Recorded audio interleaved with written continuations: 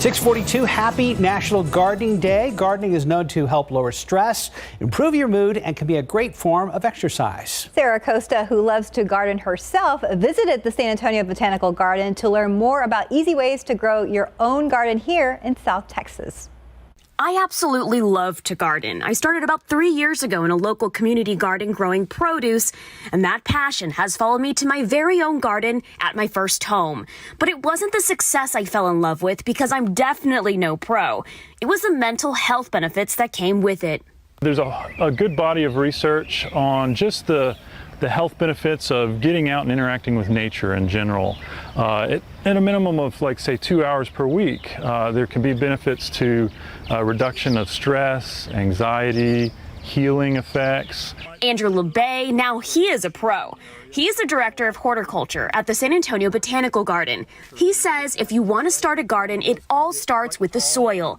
And make sure to add about 1 inch of compost to any new area where you'll be planting. We always put a lot of effort initially into working, tilling, breaking up, adding compost that adds fertility to the soil. He says then you want to decide what you want to grow and look at the location. Does what you are growing require a lot of sun? Then make sure you're in a sunny spot. If it's in the shade, you want to grow plants that thrive in partial shade. If you want to see color or flowers in your garden, you can plant zinnias. They do really well in the heat here, and they'll bloom through the fall.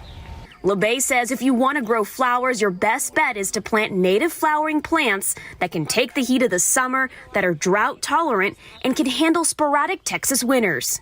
When I replanted my garden after the Texas freeze, I planted a lot of those native flowering plants that Labay talked about, like Greg's mist flower. These are great pollinators. The monarchs absolutely love them. If you're looking for a shrub option, Texas sage, he says, is the way to go.